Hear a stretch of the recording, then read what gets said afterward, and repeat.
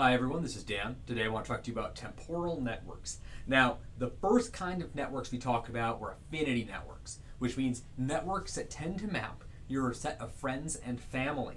These primarily include Facebook, which is a persistent affinity network, and Snapchat, which is an ephemeral affinity network.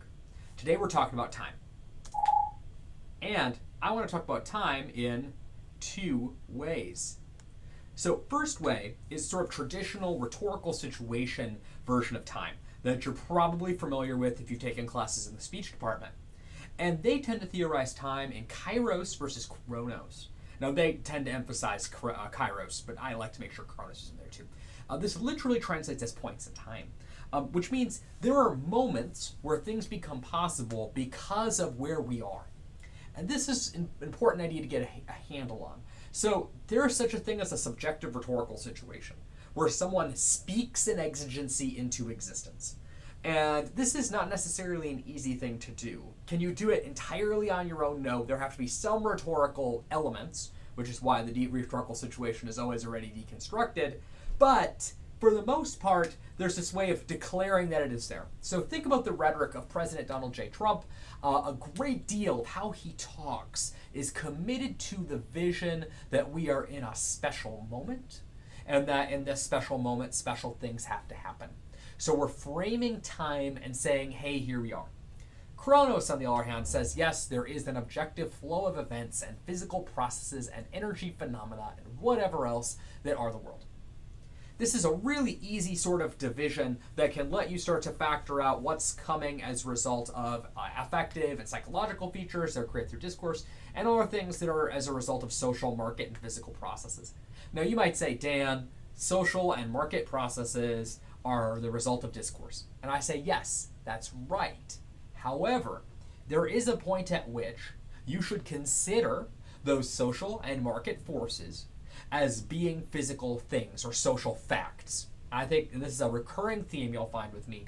If we don't take social facts as facts, we get into a real slippery spot for analysis. We need to have facts. The second way of thinking, so that first way of thinking is very useful for understanding the moment that is now and studying the moment, and we have great resources for it.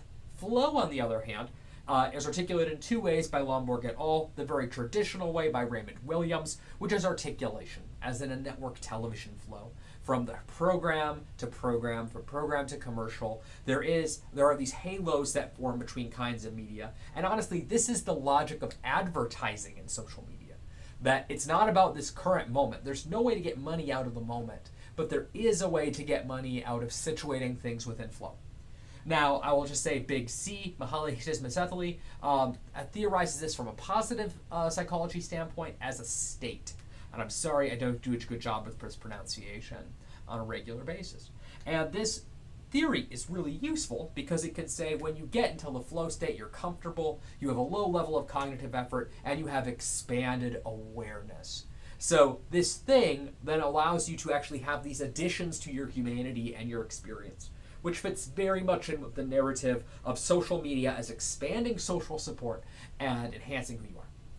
Now, Lomborg et al. In their work on self-tracking, I think really have a good resolution of this, which is to say both accounts are about segmentation without closure, meaning that you have these continuous ways of actually enhancing your world and looking at these segmentations that make it possible for you to enjoy, but there's never a moment where they're done. Like saying kairos, there is a moment when you are done, like the moment ends. So like today's top news stories may involve Travis Scott, but tomorrow they will not, right? So both these views of time, so time two ways, are very, each one of those is two ways as well, are very useful for us to start getting a sense of how a temporal network is organized. The key here is the social logic of the now. So first and foremost, current events matter, right? A part of your life as a media professional is just knowing what is going on and cultivating the particular sources that you need to know so that you have that your own particular special sense of current events. At the end of the day, it doesn't matter what kind of special sense you have about the number 2 or 3 top headlines. You're going to need to have special trending topics in your mind, and that's going to distinguish you from your competitors. Now, that just gives you toll point, right? It gives you things to talk about. Knowing what's going to be before the Supreme Court is very different than, say, knowing what's on TMZ. I'm not saying one is better than the other. In fact, you probably need to know both. In fact, you'll follow Walter Benjamin. There are some social forms that entirely depend on knowing current events, like markets or political processes, right? U.S. politics, U.S. political reporting are deeply tied to the idea of the social logic of the now. Who's winning the horse race? How is it changed? How will it change tomorrow? It's all about the now. It's about this point. It's about producing the flow. So keep in mind there, the flow isn't going to change that much from day to day. A really important idea here is that a temporal network is not just an affordance. It is something else. It is a different kind of feeling. It is a different attachment. Twitter is not Facebook. And the other backwards is true too. Facebook is not Twitter. Does that make sense? Facebook is not Twitter.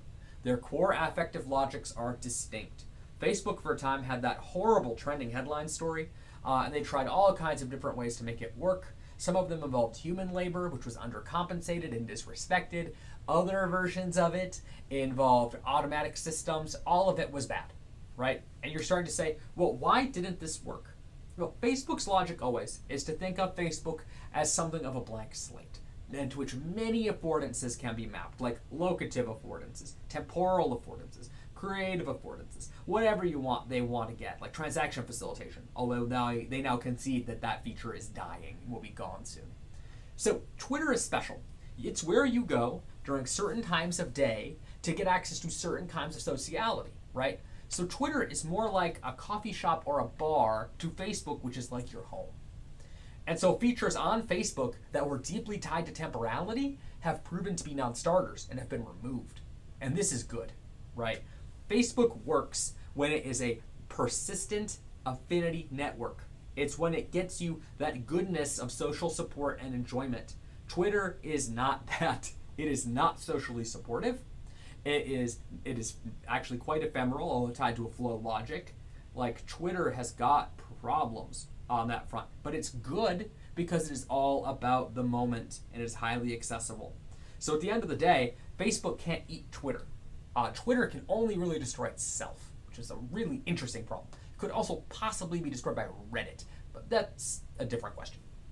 So, what do people actually say on Twitter? First, they say things that are short with low levels of lexical innovation. What does that mean? That means you might write out a really funny, sophisticated tweet, but at the end of the day, the things that are short and poignant are what's going to travel. There you go. That's just obvious. The research bears it out.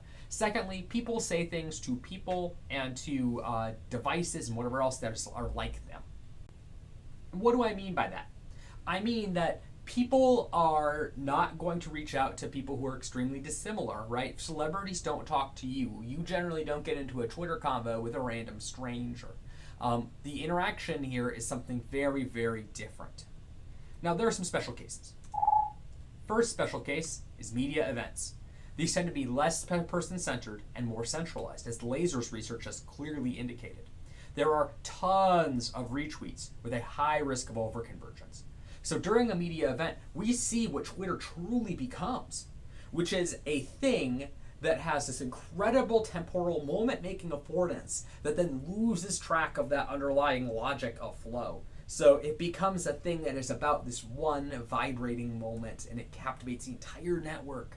And so you can participate in that highly focused moment. At the same time, you need to understand that in this case, you actually lose all of those possibilities for conversation and whatever else, which may continue to exist on Facebook. But if Facebook is overwhelmed by this temporal moment, good luck to you. You could probably go on Messenger. There's decent research about that. Now, Twitter is the key here. It is a company that comes from 2007, really was popularized at South by Southwest. Their IPO a few years later was unsuccessful. Specifically, people just had very low tolerance for companies that had actually waited too long. They should have IPO'd probably in 2011 or 2012, right along with Facebook. They just waited, and that was a bad idea. Because by the time they went, people were starting to get the sense that this market was saturated. Like their user growth chart was not good at that point. After that, Jack Dorsey returned to the company, displacing Dick Costolo, and he had a real emphasis on product. And I think this is very important for any of these companies. You have to think about the actual thing and why people want to use it. His biggest mistake since then was trying to play both sides in the 2016 election. And this really is the case study for getting burned by going moderate.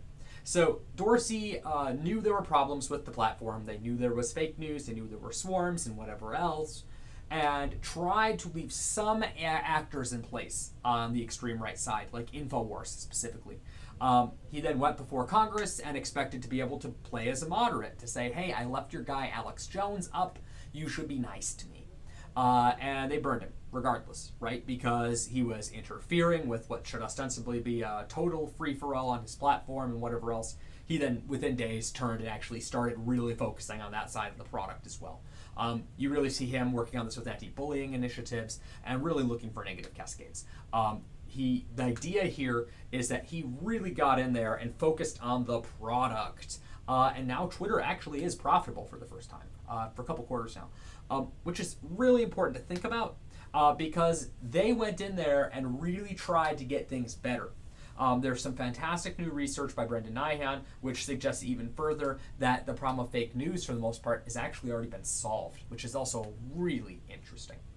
And then that brings us to the conclusion of this in the opening of our next lecture about deeply noisy networks. And what I mean by this is that there are networks out there that are all full of kinds of problems and where we have to really think about information theory, that much maligned concept, to get it right.